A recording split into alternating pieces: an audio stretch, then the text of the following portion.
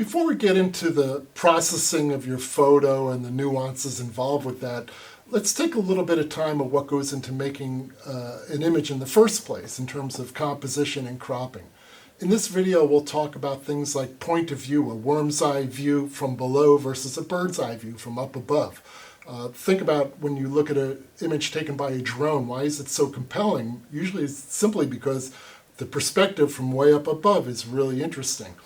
We'll talk about symmetry versus asymmetry and the balance of an image. If you've ever looked at a Mondrian painting and you see blocks of color, of red and blue and yellow and black, and they all look kind of disparate, and it kind of boggles the mind that it all works together and there's a certain balance to the entire canvas anyway, in spite of all these different things going on. We're going for the same sort of thing.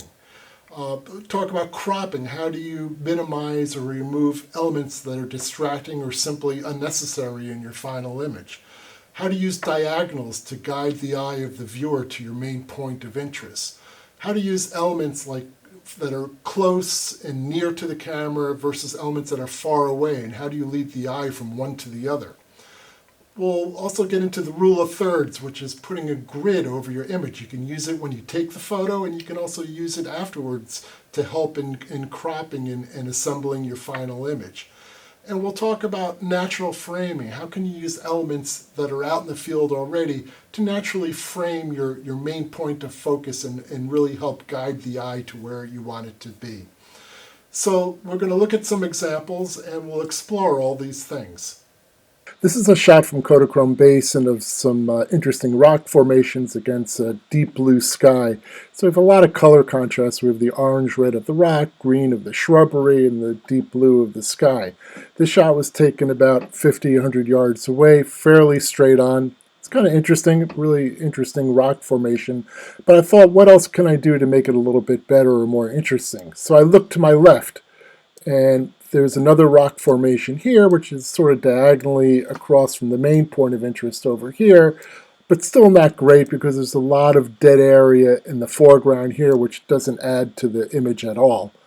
So then I decided, well, I'm going to look to the right, and there's another rock formation here with some trees jutting into the sky, which breaks up the sky a bit, and there's some more plants and trees here, which add some more color and interest, but still not a great composition. And then I looked at adding a person in to give a sense of scale. Adding a person or having the trees and shrubs here gives the viewer a reference point for how large or small something truly is. But then I decided I'm going to walk closer up to it and point the camera straight up.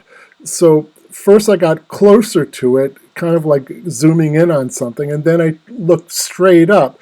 And it creates a little bit of distortion and a little more drama. This is the rock that's supporting this archway, so it gets a little distorted because of the wide-angle view. We've got this dark area around the main point of interest, which is right in the center, which helps frame it. And it leads to a fairly symmetrical layout where the hole here is right in the middle of the frame. And then in addition, we have this archway of the rock, this arc, which also adds another visual element. So when you take a photo, think about if you can get closer or further away, eliminate some distracting elements, and get a different point of view. If you look straight up or straight down, your point of view can make a dramatic difference on what the final image can be. This is a shot from Iceland of some hikers going up a glacier. And the composition has some things going for it that are good to keep in mind. We've got some strong diagonals. We've got one here and you've got one here, which leads to the main point of interest, which is right here. So it's always good to keep in mind diagonals because they really can become very strong compositional elements.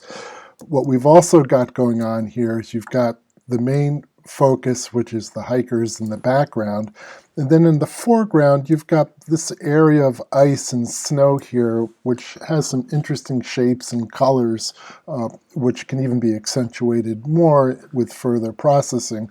So it's kind of nice to have the near and far elements. So the items in the foreground lead your eye to the items in the background or farther away. And again, the diagonal helps do that in creating this visual movement.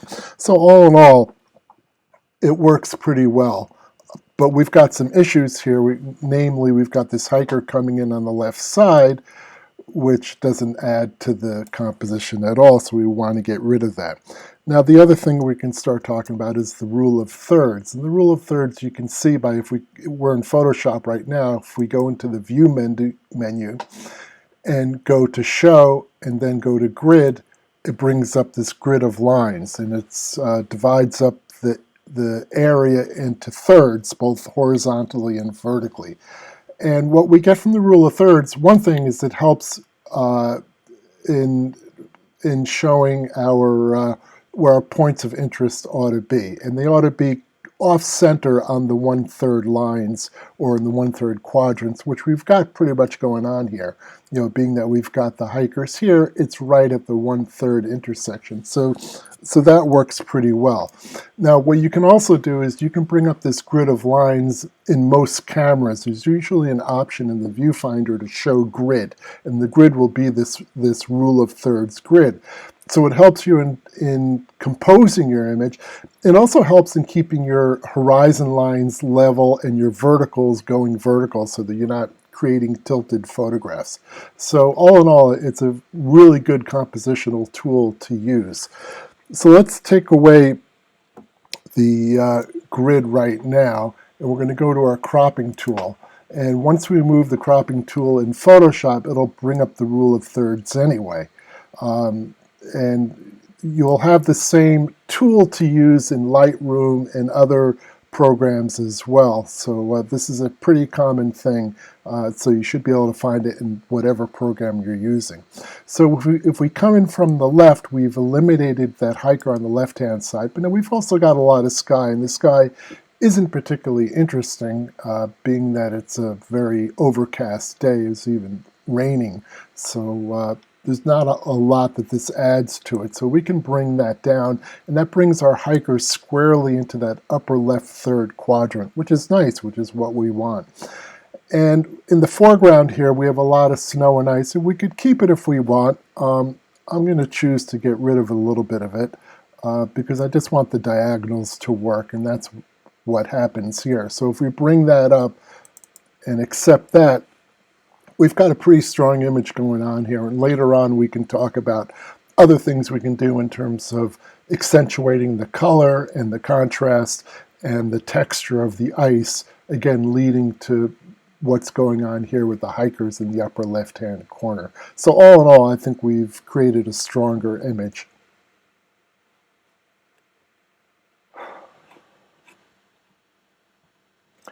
Here's a shot from the Great South Bay in New York taken during the summer, and it shows some things going on here. The first being that we've got a horizon line that's tilted going from the upper left to the lower right. We've also got a lot of area in the foreground here, which is not really adding much to the image. So those are the two main things to keep in mind as we go forward in cropping this. The other thing is that we've got going on, which is good, is that we've got trees on the left-hand side here, and then trees on the right-hand side, which help frame the elements and frame the whole image.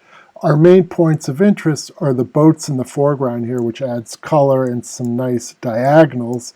And then we have the boats in the farther out along the horizon line, which are also our secondary points of interest. So the foreground leads your eye into the farther back into the background, which is usually what we want. So let's bring up the cropping tool. We're in Photoshop, so as we move it, we'll see the rule of thirds. So let's first get rid of the foreground. So now we've eliminated much of the area in the foreground that we didn't want, but we still have a horizon line that is tilted. In Photoshop, there's a straighten function as part of the cropping tool. We can click on here on one part of the horizon and just drag across, straight across, and Photoshop will automatically then rotate the image to straighten it out.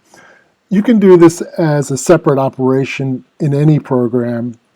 even in Photoshop as well. It doesn't have to be part of the cropping tool. It's just a little bit easier in Photoshop to do it all at once. Either way, we're ending up with a straight horizon line, which is what we want. We've gotten rid of the foreground. We've got a lot of area on the left here, which seems to be distracting a little bit from the main element. So let's bring the left-hand side in a little bit. So now we've got the trees. We've eliminated that water on the left-hand side here, which created a little bit of distraction for the eye. Let's bring up the bottom a little bit more. Let's accept that. And so you see now we've got really a stronger image. We've got pretty much 2/3 sky, 1/3 water and land. We've got nice trees that are framing the main elements of the boats in the foreground and then the boats in the background as a secondary element. All in all, we've created a stronger composition and definitely a more compelling and pleasing image.